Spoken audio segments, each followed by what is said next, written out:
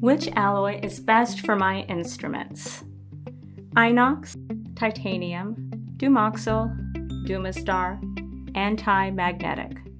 Have you ever looked at the variety of metal alloys for surgical instruments and laboratory tools and wondered which is best for your needs? Well, here's a brief rundown.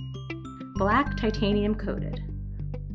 Our black instruments are coated with titanium nitride, an extremely hard ceramic material.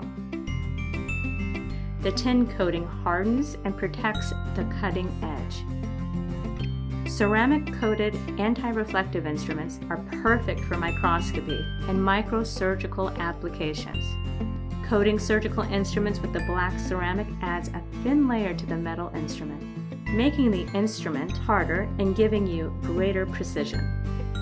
The anti-glare surface minimizes reflections of the surface of your instruments.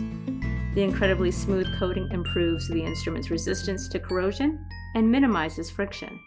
The ceramic coating is virtually impenetrable because the raw material is bonded to the instrument both physically and chemically.